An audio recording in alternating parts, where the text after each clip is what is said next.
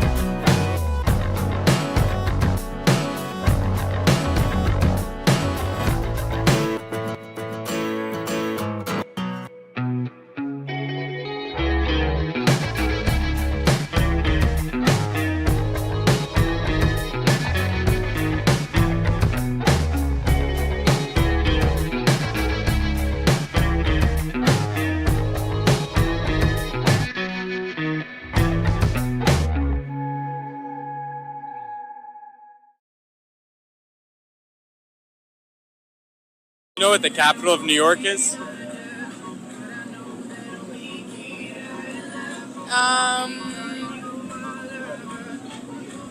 Upstate. Yeah, that's too easy. What about the capital of the USA? No. What do you think it is?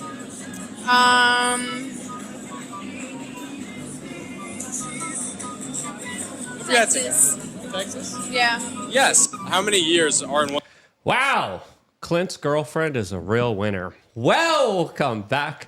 Beautiful and amazing human beings. My name is Luke Radowski here of thebestpoliticalshow.com. As of course, we are going to be going live for the next 2 hours with some very interesting people in studio. One of them late that we're going to scorn, as of course, there's a lot of very important news happening right now that we're going to be getting into in this particular broadcast, specifically when it comes to the larger border and immigration dispute, as there's a lot to talk about, as many people are describing what is happening now as a betrayal to the American people. We got a lot of different videos that we want to play, even some surprising statements from Al Sharpton, as of course, Tucker Carlson is in Russia.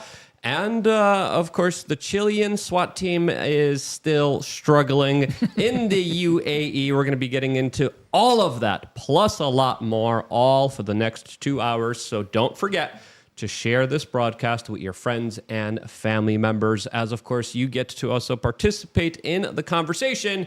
One easy and quick way to do that is to just sign up to lukeunfiltered.com. We got the link down in the description. Click it right now, sign up, and then for less than $8 a month, you get exclusive videos, special reports, meetups, giveaways, short discounts, and a lot of other perks, especially if you sign up for our more premium memberships. But the best thing that you get is the ability to actually call into the show and ask us any questions you want, unscripted. You can show us whatever you want.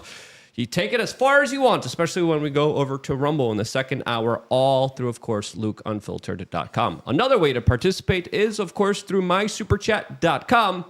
Another way to, of course, put text on the screen during the video. Any Rumble rants, any Super Chats will, of course, be read. But the best way to do the Super Chats is through mysuperchat.com, as, of course, they only take a 3% service charge. YouTube, 30% service charge. That's a lot of service charges.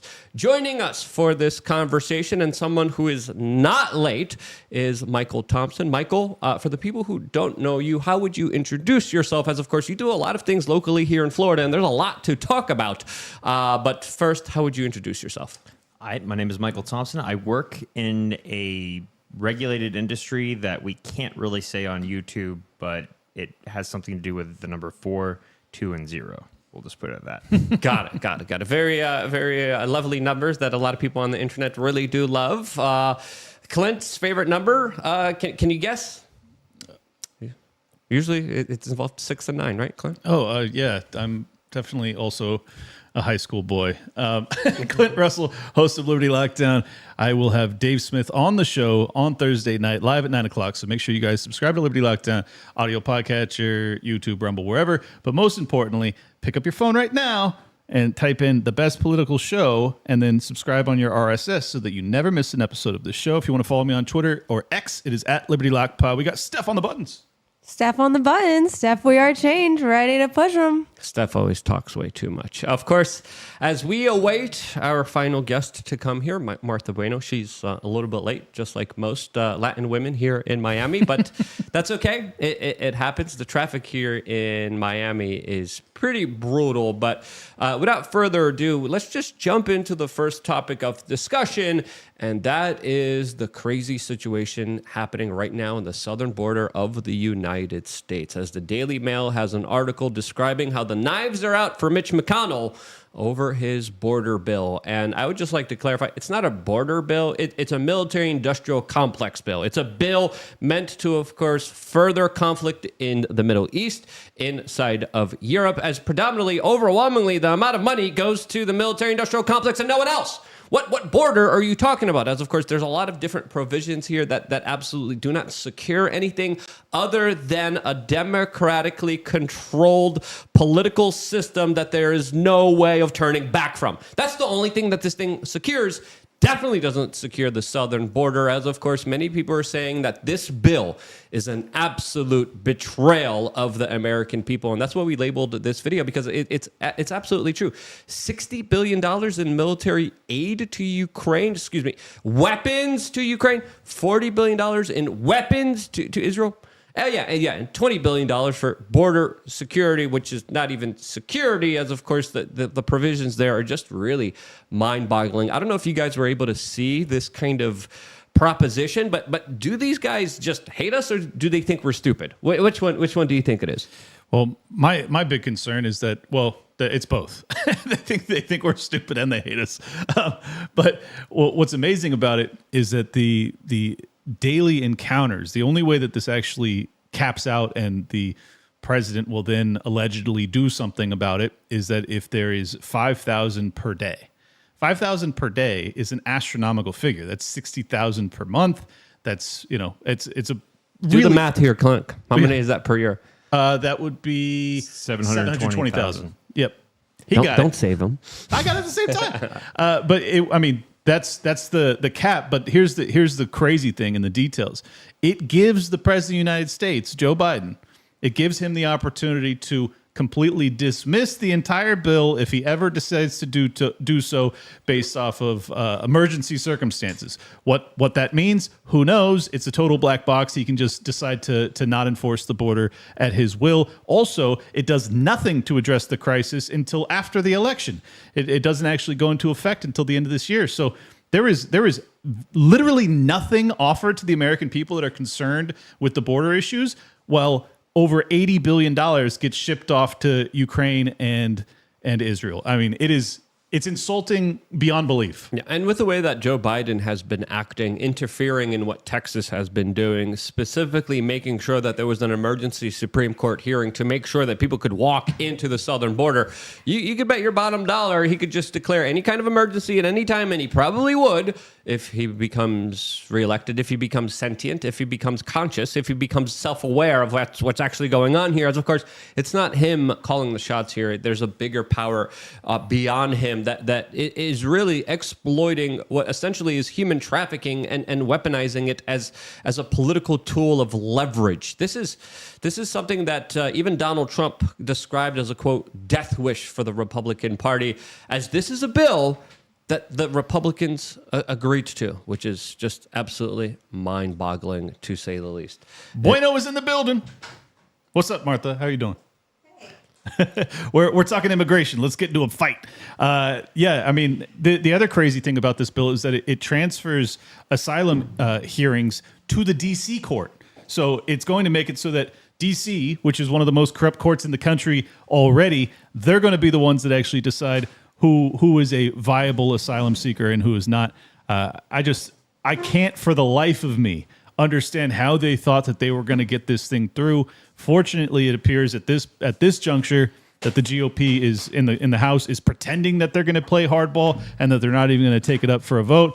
I don't know that I trust that. I think that they'll ultimately end up watering it down slightly and passing it. But I'm very curious to get Martha's take, because she and I have, the reason I said let's fight, we've already duked it out over the immigration issue in the past. So what are your thoughts on the new bill? I think Atlas is a little interested in me at the moment. So I'm sorry, I'm occupied. Yeah, no problem. No. But I think it's fair to say that a lot of people were waiting to be disappointed by the Republicans because everyone expected this kind of proposal to come through. But this is a real disappointment since, again, they prioritize spending for the military-industrial complex rather than, actually doing anything legitimate, concrete, or beneficial to everyone and all the parties involved here. Now, the governor of Texas had some very interesting comments on Fox News that I think are worth playing before Martha gets settled in and we get to introduce her. But this is what the governor of Texas had to say just a few hours ago.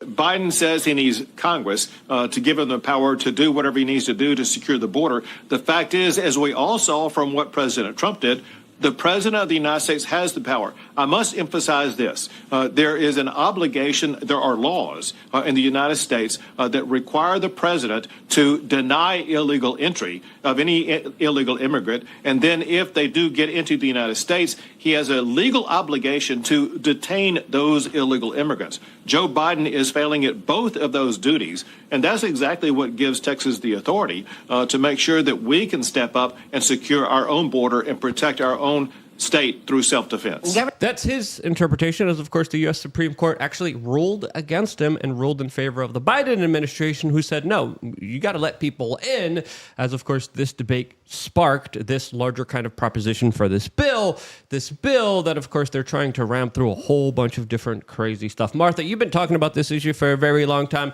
First, introduce yourself. Who are you? As of course we got a lot to talk about, especially what's going on in Florida. We're going to get into that in the second portion of this broadcast, as of course it's not YouTube friendly, but introduce yourself, and then what are your kind of thoughts about what's happening right now with this kind of debate? All right. So thanks, Luke. And thanks again for having me. I really appreciate it. My name is Martha Bueno, and I am a longtime activist for all sorts of things, including cannabis. I'm also a entrepreneur, just launched a cannabinoid business. And what do I think about immigration? This country was founded on immigration. which is, I think, the point that we're going to start arguing about in a little bit. Yeah, probably. Probably. I mean, let's just hop into it. My concern is I've explained to you in the past is that what we saw just a decade ago was that the federal figures were approximately 300 to 400,000 annually. We're now doing that per month. Is there a threshold at which you would go, okay, yeah, this is a problem, or is it just free for all? There's this crazy concept that I really like, which is called the free market. And I believe in the free market in all its senses, including in immigration, because you see, here's the thing. No one entity could possibly know what that right number is. I think that the right number comes from the people themselves. So when do we have enough? We have enough when there's not enough things to go around and people start leaving. And we'll see that. So it goes even further back. I grew up in Venezuela. We've talked about this before. And back in the day, Colombians wanted to get into Venezuela. Venezuelans really didn't like Colombians. And they're like, no, you can't come in. And they would actively block them and all of that. Communism took over in Venezuela. We now have an issue. And Venezuelans are, by and large, moving into Colombia. And Colombians are like, sure, come on in. And you see that happening.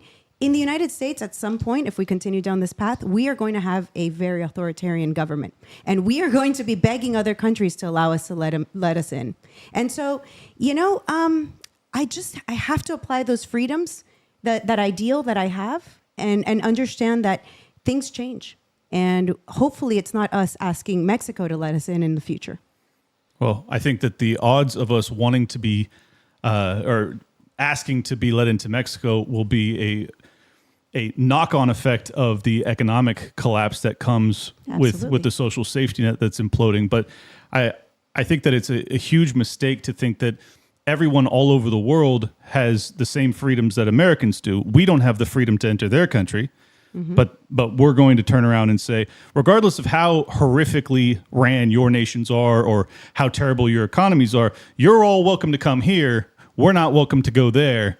I just think that it's just kind of like with trade. It has to be a two-way street. Come in, but not welcome to our resources. We don't owe them anything. We don't owe immigrants anything at all. We don't owe them any type of welfare. We don't owe them a place to live. We don't owe them anything. If you can't get a job here and support yourself, you're probably going to want to leave, because how can you make it?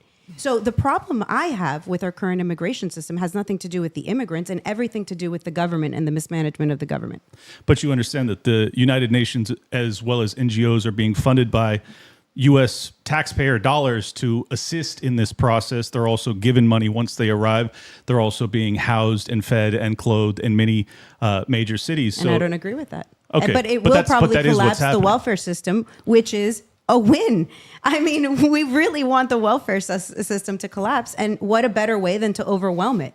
Well, and to show the bitter truth, which is we can't afford to just give away and keep giving away and give away and keep giving away. Like, we can't do this. So the sooner it collapses, the better I think we'll just be at the end of the day. Well, I think that's where you and I disagree, is that the collapse is coming. This is expediting it, but the American people are not going to look at that and say, well, now I want to have a libertarian framework for government. They're going to say, government save me, government help. It's going to actually increase the size of the state. And I think this is why you have to have some sort of managed flow of people, just simply because it's so significant compared to what historically we've dealt with. When it was my entire childhood, it was like 200,000 to 300,000 annually. It still very much changed the electorate in America, but it was manageable. People were able to acclimate to a certain extent. When you're talking 3 to 4 million annually, it's you a moved to dramatic Miami shift. from California, correct? You moved to Aventura from California, correct? Right. And so you understand that Miami 100 years ago was a swamp city. We really didn't have anything at all 100 years ago.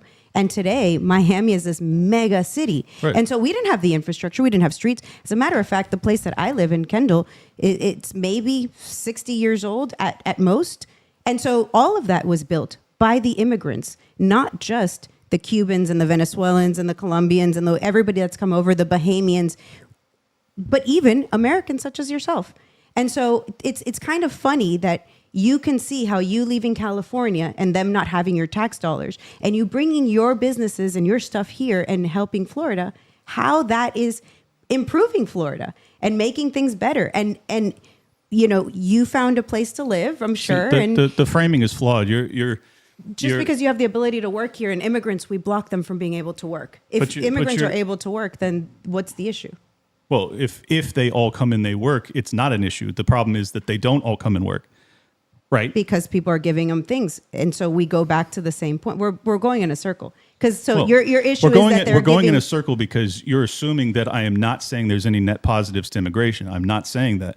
I'm saying that this level is unsustainable, that it will create cultural divides that will be very dangerous. I mean, if you just look at what's happened in Europe, that's exactly what we're seeing. On top of that, you're totally not just diminishing, but really dismissing the fact that the UN and the US government are responsible for funding these migrant flows. This is not organic. This is not just about economic migrants. The fact that you see people coming from China and Syria and Iraq and Lebanon, and like these people are coming through the Darien Gap. There's absolutely no reason for them to be doing that.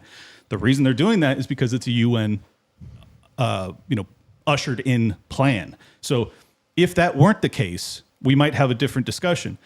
But that is the case. So your issue isn't with immigration. Your issue is with these NGOs who are funding these things that we don't like, and that is a whole different argument than the one from immigration. Well, it's not though, because it builds into the immigration plan. Go ahead. I think one of the reasons why this is it's very dynamic, right? There's not just one reason. One of the things we have to take in consideration is the next administration, right? Setting this up for failure. So the thing that they would want to see is cameras on a Trump administration of families being ripped apart and people being pulled out from their homes, right? And although that's probably still happening right now, just like with Obama and the children of the cages, and they use the same footage under the Trump administration, I think that goes into the calculus. That among many things, it could also be dilution of culture, right? You have people that don't really assimilate. They don't merge in with the culture. They kind of keep their own culture. And I think that could be detrimental to the American dream, the American way of life. And going back into the social welfare aspect of it, you're just talking about the government printing more money, chasing the same few of goods, debasing the currency, in addition to all the funding that's happening overseas for wars that aren't really popular to further fund the military-industrial complex. But at the same time, it's also, an end to the dollar supremacy, the U.S. dollar supremacy. So as Americans, we benefit immensely from the U.S. world reserve currency status, right? We benefit immensely. We're forcing the rest of the world to buy and sell goods on the U.S. dollar. So we're one of the only few countries that can continue printing money and not really have to suffer the ramifications of it. Whereas other countries where they have to trade their to buy oil, they have to convert their currency to petrodollars to then buy oil. Well, if the government's printing more money, so and I think if something, and I know this spins off another conversational topic, but if something happens where our entire way of life here in the United States is predicated on the world reserve currency status. The way homes are designed are incredibly energy efficient. Our price per kilowatt hour, all of these things, when our American currency has to compete with other currencies, I think people are going to be in for a really surprise. I got to push back on one aspect of that. There's this, I think it's a myth that the American people benefit because of the U.S. dollar's reserve currency status. The government certainly does. The American people, however, I think, while there are obviously certain benefits, there's also tremendous deleterious consequences. The whole reason that our industry has been offshored is because it's cheaper to build goods in other countries. So this is the reason, and actually it contributes to the immigration crisis, is that then we also set minimum wage laws that make it so that the domestic population can't get even an entry-level position. Then you have these illegal migrants that come in, they're willing to work for $5 an hour or whatever. Well, then they take up the lowest level, the entry-level jobs, which is what's necessary to build yourself up. So there's a lot of negative consequences to being the U.S. Or being the reserve currency of the world. And I think that oftentimes it's framed as being just a total net positive for the American people. Couldn't be further from the truth. On top of that, there's also the empire aspect that we have to force via violence to maintain the trading in the U.S. dollar.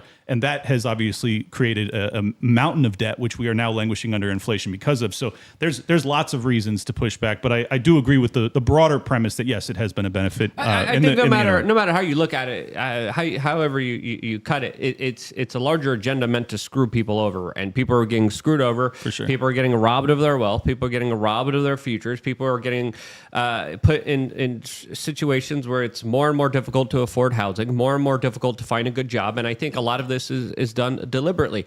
Now, just going through some of the headlines that we're reading here, and then we could go off on our kind of opinions about what we think of them, because the Texas governor is doubling down. He's expanding the razor wire, and he's speaking out specifically against even social media, specifically TikTok videos, which, according to him, are guiding individuals to easily cross into the United States along the southern border. Now, a lot of these people who are crossing into the border, if they're really seeking asylum, they would seek asylum to the country that they're actually fleeing that's actually next to them. So if you're in Africa, you're in Somalia, you got to go to, of course, somewhere like Nigeria. If you're fleeing Zimbabwe, you go somewhere like South Africa. You don't fly halfway across the world and then go through all these countries and then come to the United States and then end up in New York City with a private bus fare and a free cell phone and hundreds of dollars in a prepaid debit card that's going to be handed to you.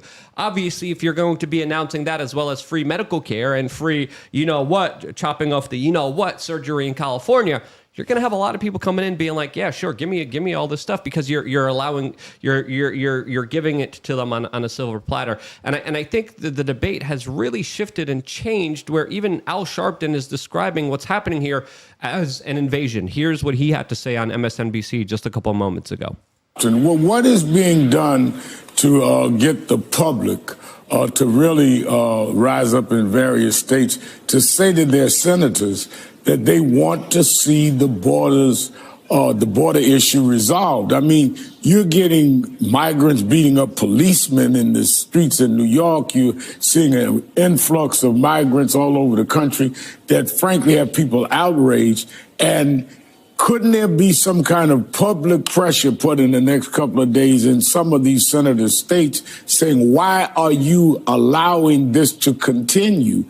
Because at the end of the day, senators have to deal with their voters. And at the same time, in the bill, you give money to Gaza, to civilians in Gaza and Israel.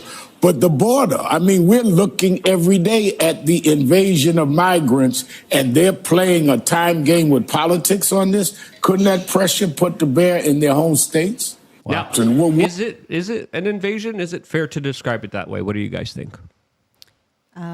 It could be an invasion. It's definitely seen as an invasion. I don't know that it's an invasion. I think at the end of the day, listen, government sucks. We say this all the time. Government sucks. Everything they do, they turn to poop. And this isn't anything different than that. And so my position on it is this: if you are a fan of immigration into America, the last thing you want to do is turn a blind eye as 4 million people enter annually, because I think what you're going to see is a populist rebellion that ushers in Donald Trump or someone even more extreme right that really locks down the border. And I think that's what's coming. I mean, I know people could say it's fear mongering, whatever else. I'm just telling you, I have a pretty good sense of how the American people are receiving this news, and they are not taking it positively. And that's exactly how it happens all around the world. That is exactly it. And you see it in Latin America. People go hard to the left. That doesn't work out. So then they go hard to the right. And that doesn't work out. And then they end up electing a dictator. We are on the same path. We're on the same path that we see it over and over and over and over again around the world. And that's where my fear comes in. All of this, I think, is to some degree designed to make us fearful and then choose somebody who is not a normal person. Unfortunately, we're going to end up, I mean, look at this election. It looks like it's going to be replay of 2020 all over again. And we're all like, yay, I guess that's, what we're going to do. We're going to end up choosing one of the two old men, and we're going to end up being in the same place. Well, someone on YouTube just said it's not an invasion, it's an invitation.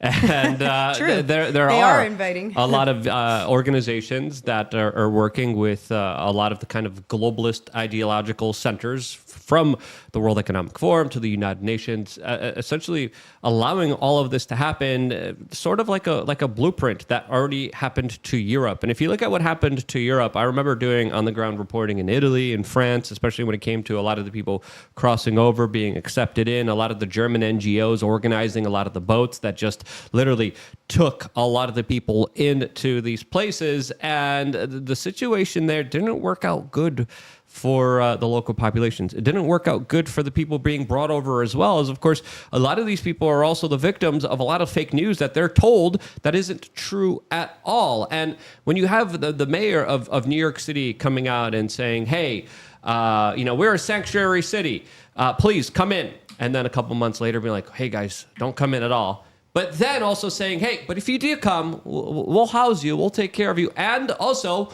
we'll give you prepaid credit cards that you could buy food with, and you could stay at some fancy hotels here in New York City.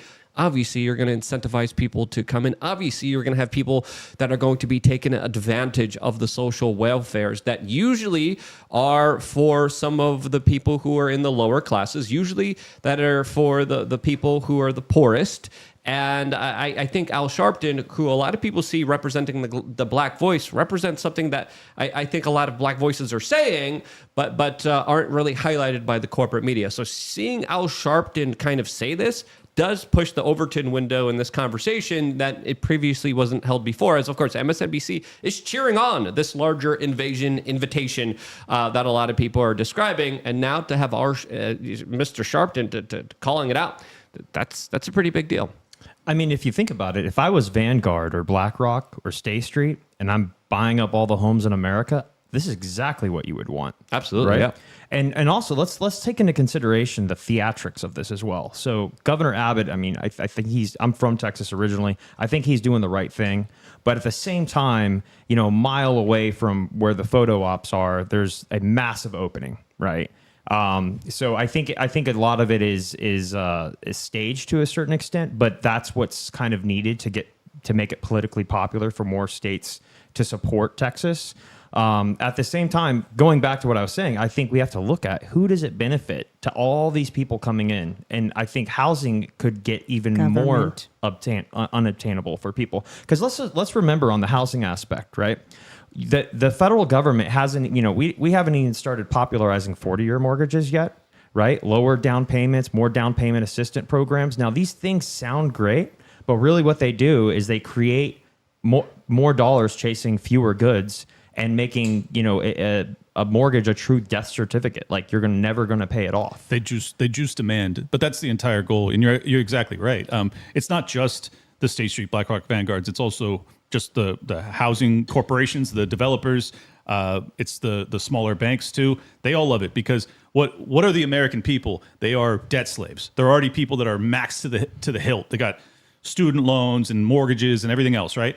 So now you have all these migrants come across debt free. They're also broke, but at least they're debt free. So that's like they can start to borrow. And you've already seen some of the banking institutions are offering home loans to people that aren't even citizens of America. What does that do? It juices demand for housing. Even if they're not going to be a buyer, they're still going to be a renter. Mm-hmm. And rental prices are astronomical. This is the whole reason that I'm arguing that I think that the libertarian, the open borders libertarian argument in this moment, if you are interested in maintaining any immigration into this country, I think it's very important that we educate the population that this is not organic, that this is actually a government program to flood this country with illegal immigrants. And all of the inflation that you're dealing with is central bank policy. All of the migrant issues that you're dealing with is UN, NGO, federal government policy. If we can connect those dots and then try and obviously decrease the flow at the source where it's actually being initiated, which is largely the NGOs, but then also limit it at the border so that the people of Texas and these other border states don't absolutely become radicalized, then you might actually avoid that hard swing from the left to the right. If you don't, you're going to have a Geert Wilders type of leader or a Polive, or I can't pronounce these names, they're all foreign names, but I think you're going to have a real lockdown type border policy in the not too distant future. That's my thesis. Do with it what you will. Well, the cost of housing is going to go up because the demand for housing is going to go up as there's more people, less housing, and with BlackRock buying off all the houses, it's guaranteed that their investment is only going to go up, especially with all of these policies that incentivize more people to come on in without even being questioned. As of course we have plutocrats like New York City Mayor Eric Adams that are literally wearing a $700 Fendi scarf as he's doing an emergency briefing on immigration and crime in the city. Yes, Mayor Eric Adams, who of course loves all the celebritards in New York City, loves to party with all of them, is wearing a lot of fancy smancy stuff, as of course he deserves a lot of criticism for a lot of the back and forth, for a lot of the hypocrisy, for a lot of the things that he says one day and then totally flip-flops on the second day, as a lot of the problems that the city's facing is directly a result of him saying,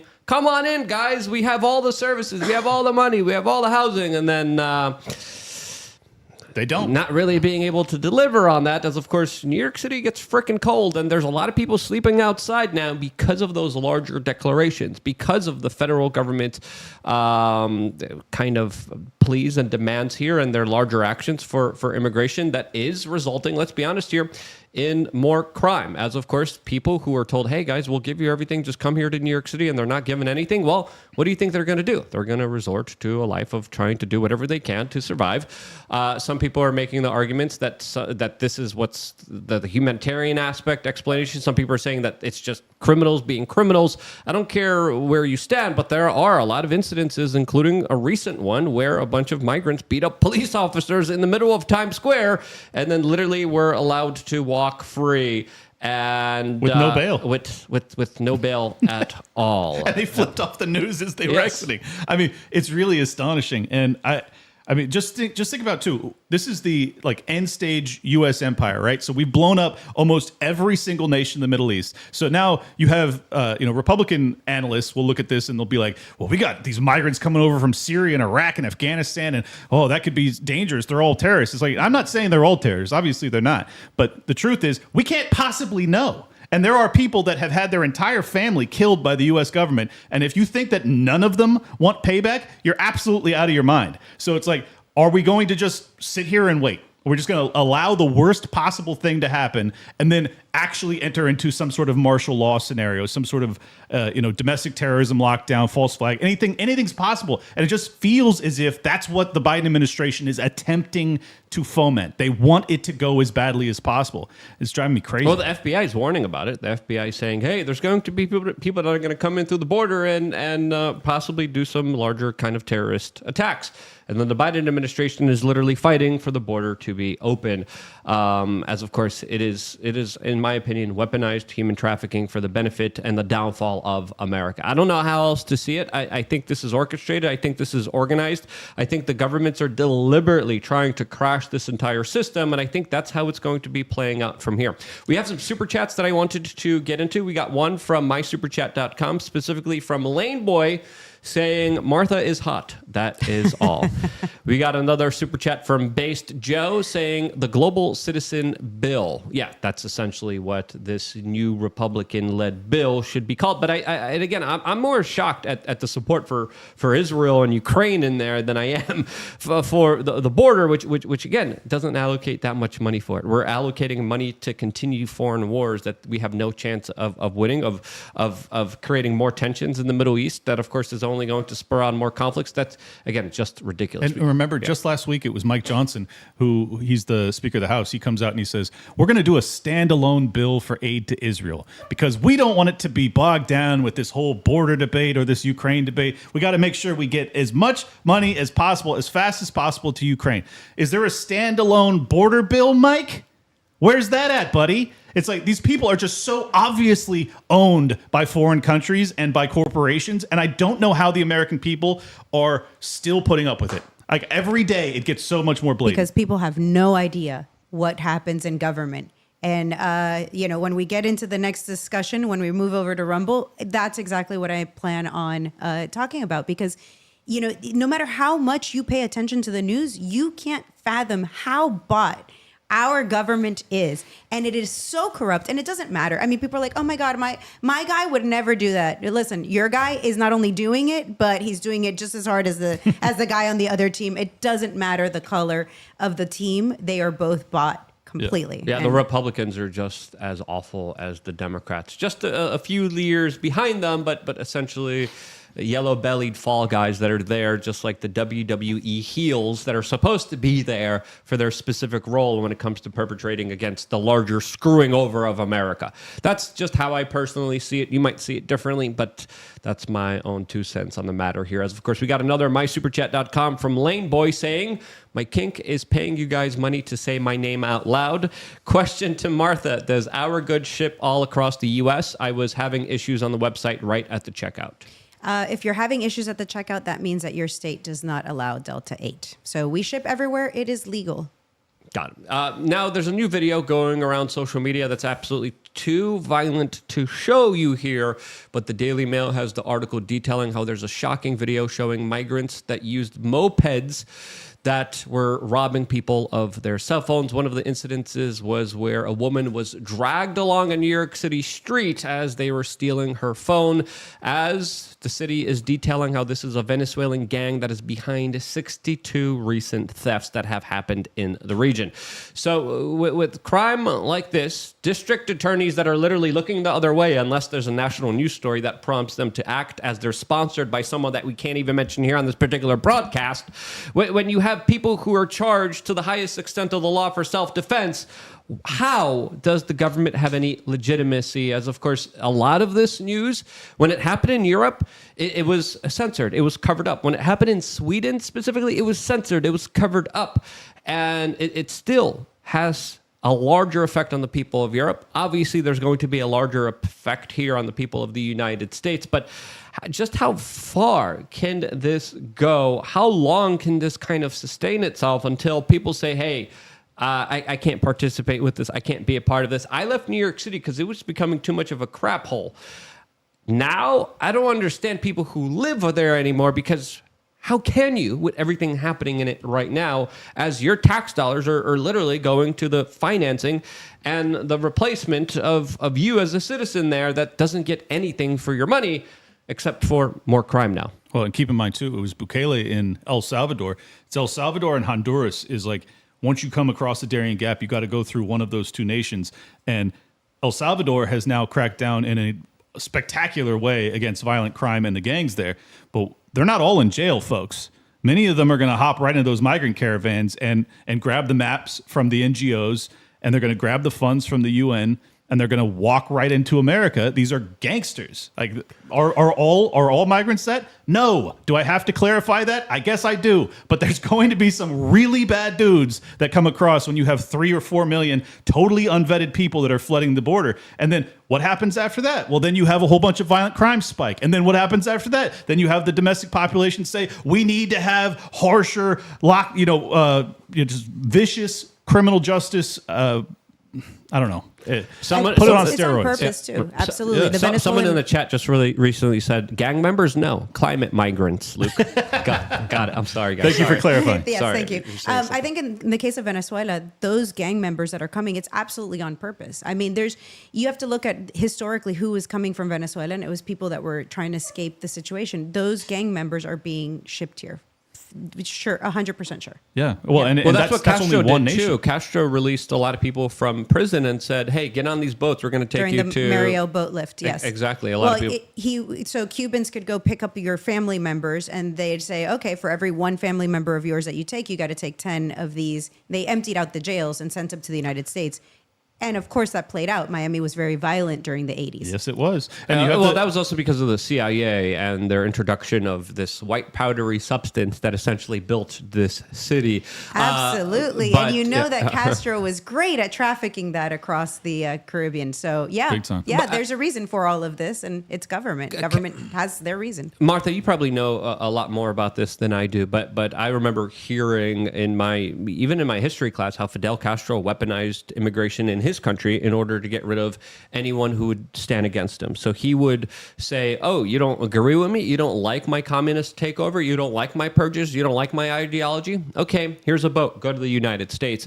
And that's how he was able to kind of, according to some political analysts, regain power, because anyone who would stand up against him, he would not only purge, but he would send away to the United States. He emptied out all the prisons, sent them to the United States, and essentially used immigration as a way to become as powerful as he was. That's exactly what's happening in California. Yeah. I just want people to understand that's exactly what's happening. The lockdowns got anybody that cared even slightly about liberty to leave California.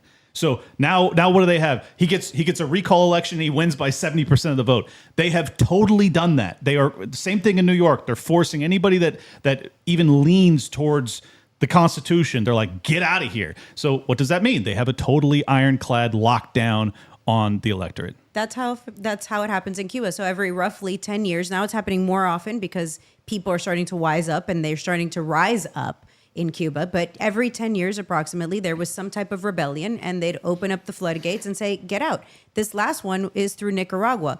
Nicaragua and Cuba made an agreement, and you can leave Cuba through Nicaragua to then get across the border here in the United States. It's on purpose. Yep. And so, it all benefits somebody. The question is who? Right. And go ahead, Luke. I saw this post on social media from Most Peaceful Memes showing bills I trust more than the border bill, and it's a picture of Bill Cosby.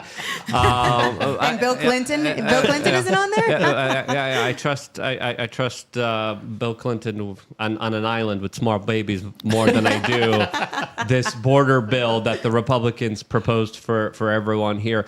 But kind of asking you guys the question, since this is a larger border bill discussion, what would you guys like to see? And also let me know in the comment section below, what would be a good border bill? What would be a good solution towards this larger issue? As of course, it's a very complex issue. It involves a lot of different human beings from a lot of different perspectives, a lot of different sides. There's a lot of different things happening here. But what would be a border bill? What provisions, what laws would you guys like to see that you guys think would help or rectify this current kind of conundrum of a situation? I've got a lot to say, but I'll go last. If you want to. I don't have all the answers. I've never played this idea that I have all the answers, but I think one very easy one is to stop all welfare and to allow people to work. And if you get caught committing a crime, you should be immediately deported. What about what level of crime? Because they've made it so that basically even felons will not be deported. It has to be a violent felon. I mean, I would obviously make it so that it's pretty much any crime. I wouldn't, of course, not traffic or something like that. Sure. But other than that, if you commit a crime, if you hurt somebody, I think you should be gone. You shouldn't have the opportunity to stay here. Get going. I agree. You're basically on automatic probation. I was talking to someone who was getting their green cards, and they were afraid to jaywalk because like this lady told me, she was like, I got a green card. If I jaywalk, I'm going to go to jail. And I'm like, did you see what happened in New York City? These guys beat up cops and literally walked out of jail. She's the wrong and they're demographic. Allowed to be in. But yeah, she is the wrong demographic of what she knows that she has to be careful because she's the wrong demographic. She's not one of those criminals. Absolutely. I'll let you go. I would say seal the border, right? If we're going to fund a bill that seals the border, finishes the border wall, right? Also having immigration for the best and the brightest people. We want to become a country to attract people.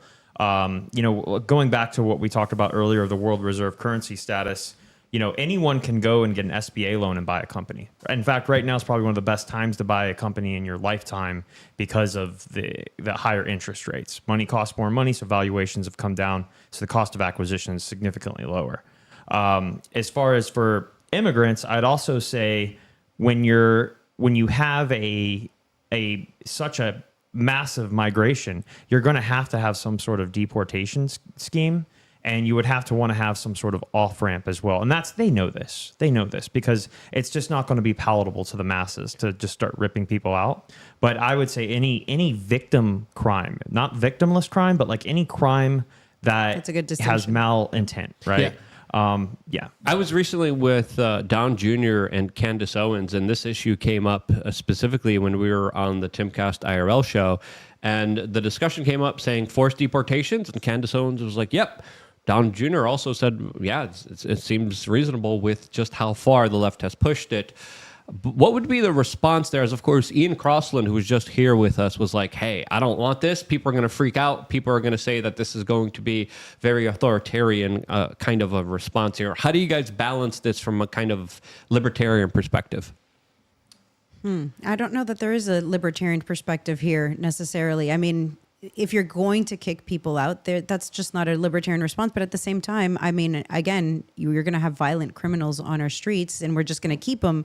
That's not a libertarian ideology either. So I don't think that there's a real libertarian response to this. I'm going to be the first to say I'm not a real libertarian then, if that's No. I think you're exactly right though. That's what makes me so frustrated about this debate with the open borders, closed borders, whatever. It's like I'm not either. I'm not a closed borders guy, and I don't think because of the statist paradigm that we exist under, there is not a pure libertarian solution. There is public property. There are border constraints. There are other nations that are nation states, and so this is why my answer for the longest time has been that we ought to just totally turn over border defense to the states. Let Texas handle it how they want. Let Arizona handle it how they want. California wants to allow millions in. That's their prerogative. But if you're going to do that, then it opens up Pandora's box and you start to go, well, are we going to now have border control from all aspects of Texas? Because they're not going to want the people to come up through California and then come into Texas. So it creates a lot of problems. So it's not at all simple. And I feel like way too many people try and just be like, this is a simple answer. This is just a philosophical open borders. The state has no right. Borders are imaginary. It's so much more complicated than that. It is more complicated, but one little point there on the wall issue is the only places we've seen walls are places like Germany and North Korea. And so Gaza. Yeah. So, I mean, listen, walls are concerning. Cuba didn't need a wall. It's an island, but that's pretty much a wall does the same job from both sides. It not only keeps people out, but it keeps you in. And as somebody whose father was a political prisoner for attempting to leave his country, that does concern me. Elon Musk has a very interesting perspective on all of this. He's saying that a lot of these open border floodgates are predominantly for Democrats to stay in power. A couple of days ago, we played a clip of Tucker Carlson explaining a very kind of similar situation. But when you look at not only representation in Congress, when you look at the kind of cities and the number of people that they have within them, when you look at California legalizing of illegals voting in local elections and a lot of the incentivized programs out there, this is going to have far-reaching ramifications that I think will allow the Democrats to stay in power forever. Some people say it's already too late. They are already going to stay in power. They are going to figure out a pathway toward citizenship, and when they do, these people overwhelmingly will be voting for the Democratic ticket. Do you guys think it's over, or do you think it's not over? Do you think there's any kind of possibility, there's any kind of way to not allow a uniparty to take over this system, as of course the Democrats are becoming more and more aggressive judicially? The Democrats are concentrating power more than ever. They are going after their political opponents. They're hijacking and taking over institutions more than they ever have before. They're in charge of the entire education system, the indoctrination system, the college university system, predominantly is dominated by leftist, collectivist, insane, communistic-like thinking. And it's pretty clear from my perspective, coming from communist Poland and talking to my family that went through it, what they went through is something that they're warning we are going through right now. And the larger question I have for you guys, is it already too late? As of course, the number of people who came in, the number of people who are going to be represented in the census, the number of people who are going to be voting in future elections as future citizens of this country, could essentially signal no accountability and one party being in charge forever. Is that something that do you think is here? Yep. Yeah, it's not even a matter of it being Democrat rule. It's a matter of the financial condition of the United States is already past the point of no return. So, and I say this as a finance guy, like it's too late. You have over $1 trillion annually in interest alone. That is just absolutely untenable. You also have welfare programs, Social Security, Medicaid, everything else that is unfunded liabilities to the tunes of hundreds of trillions of dollars. There's no digging your way out.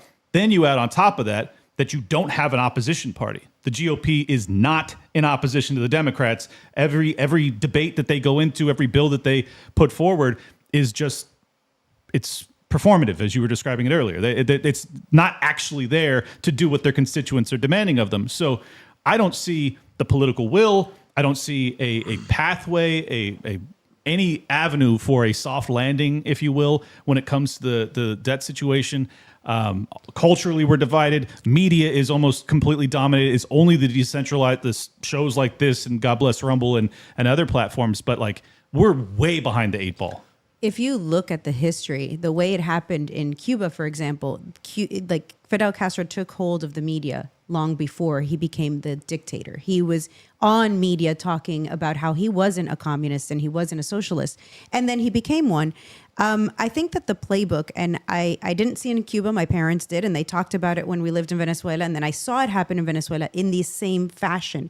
And everybody said, it can't possibly happen here because we have so much petroleum, and now we're here, and everybody in the United States is saying the same thing. It can't happen here because we are the free United States. And We blah, have the blah, blah. petrodollar. Right. We have all this power. So I've been saying it for years, and I think now we've come to the point, like you said, there's no return. I don't see the end to it. And I think the thing that matters here is for the Americans that are paying attention to realize that we let this happen.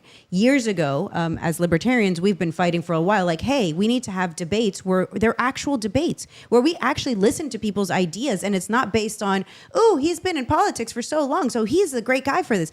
Listen, politicians, they're like, that's not a qualification. Agreed. You should not be considered somebody just because you know your way around Washington. That is not a qualification. Let's have real debates. Let's actually protect the things that we wanted. We allowed people to just walk all over the Constitution because it was our guy. Yeah. People were saying that about Vivek Ramaswamy. They're saying like, oh, he doesn't have any experience in politics, so we can't trust someone like. You can trust him. Yeah, I'd rather him than all the other corrupted criminals. Like Joe Biden's been in there for 50 years, and it's been disastrous. Who cares about tenure? That should be looked at as a disqualifying factor, not as a qualifying I one. want somebody that's going to get in, get things done. I mean, again, I don't know that we could trust Vivek. He also had some strikes against him, especially I have no idea either. Right. but- I mean, I liked Vivek. I thought that his stances on free Ross were excellent. I thought his stances on ending government institutions were excellent. Could I trust him? Probably not. But could I trust the other guys? Absolutely not. So where are my options? And a lot of times it's not just them. It's the people who encircle the confines of the power, right? The influencing the people who have the ear of that individual. But personally, I think it's not too late. I think if everyone thinks it's too late, then it's too late. If we're all dooming, it's going to be too late. That's true. But if there's enough people to say, you know what, we can turn this ship around. Courage is contagious. I think we can't. It has to bring it has to be palatable to the masses, and people have to understand, especially with a reckless spending. Fed Chair Powell just came out and he recently talked about like that being a massive issue for inflation. You know, the $2+ trillion deficit, and it's like the norm now. Right? That's going to be detrimental. I mean, we're going to see $20 loaves of bread regardless of what the Fed does, whether they lower rates or increase rates. And the bankers, I almost said Rothschild, the Blackstone. I mean, you're not wrong, though. Blackstone, Vanguard, they have access to the newly minted money before anyone else. So they benefit from that. And by the time it gets through... Google Cantillon effect. Exactly. Yep. I just saw on Twitter someone saying that Tucker Carlson escaped the United States for political asylum in Russia. Of course, saying that satirically, just like Snowden. Edward Snowden actually had to go there after he released a lot of government secrets that the government didn't want released to the general public. As of course now a lot of people are saying that Tucker Carlson should be banned from the United States. He should be stripped of his citizenry. As very few individuals are actually coming out and backing him when it comes to his larger interview that it's going to be coming up most likely with the president of Russia. This is going to be something that we, of course, are paying very close attention to, and I think we're going to have a full, larger discussion in a little bit when we cross over to Rumble. But I just wanted to say that, what do we do? What's the solution, especially if the Democrats have full consolidation of power? Is it game over? What do we do? How do we react? How do we fight back? voting for either party. That's where you start. Stop voting for either of them. Take away their power. That's your only option. Outside of Thomas Massey, I have no idea why anyone's voting for the Republicans, and that's the honest God's truth. But look, I'm not black-pilled when it comes to like the future of the American people. I'm black-pilled when it comes to the financial condition of the federal government. It's going to fall. Like I don't think that's doomerism to say so. You do not have the political will. It doesn't matter how optimistic you are. There is math involved that says they are effed. It's over. So you now knowing that, I don't think it's pessimistic to acknowledge reality and then say, okay, so what do? We build ourselves. We go to the Bitcoin. You get out of the U.S. dollar. You do whatever you got to actually divest yourself of the sick system and get into a healthier one. I mean, this is what Luke talks about all the time. Take care of yourself. Take care of your physical being, your mental health, your financial well-being. Become an entrepreneur. Start to build these different rails outside of the existing financial system so that you can be the entrepreneur that carries us into the future. I think there's lots of reasons for optimism. I'm just saying that federally, we're effed. Raise your own food, have some chickens. I mean, all of the above. Be self-sustaining. One white pill that has definitely been very refreshing to swallow recently is what's been happening in Argentina and in El Salvador. As of course, just last night, Nayib Bukele won with nearly 90% of the vote, overwhelmingly in a re-election in El Salvador. As the people there said, hey, we like this Bitcoin idea. We like this freedom idea. We like you going after crime. And Martha, you're more kind of tuned into the politics of Latin America. Is there a larger kind of cultural revolution that is promoting more kind of right-wing libertarian ideas down there? And is it going to be affecting other countries other than Argentina and El Salvador? I think it's a domino effect. And we, when I was here with Esteban, we discussed it. If Javier can pull this off, if Milei can pull this off in Argentina, other countries are going to, I think, follow suit. They have to. And other people in other countries are going to see like, oh, this is actually a real possibility. Yep. I even think there's an effect here in the United States. And, everybody now knows who Javier Milei is and who Nayib Bukele is. Ask these people 5 years ago where El Salvador was or Argentina, and they're like, what? I mean, I grew up in Venezuela and people would be like, I'd come here and they'd be like, where? Minnesota? Venezuela. And they wouldn't understand where it was. So I think we're growing even here in the United States. People are realizing. Now all their neighbors are from Venezuela, so they know exactly. They know exactly where it is. Yeah. I mean, we're learning that other countries, we're not the bastion of freedom that we thought we were. I think there are other countries that are doing it better than us. There are other countries that are doing the ideals that the United States set out to have. And I think that hopefully over time, Americans are like, you know what, all this government thing like kind of sucks. We kind of took a wrong turn somewhere along the route, and maybe we should go back. We have this amazing document. We were the first country in the entire planet that we said that, you know what, government doesn't give us any rights. We give them the power to rule over us. We were the first, and then we kind of got off track. But I have faith. A little bit. Well, it's just a tiny bit. But I have faith that the American people, that same ideals, that made us be like, you know what, screw this. We're gonna go ahead and cause a whole revolution over a 3% tax. Those people, we have that in our blood, and I believe that the same people who came over here for the right reasons, over time, we're gonna do it again. We have to. I don't want to be a negative Nancy here.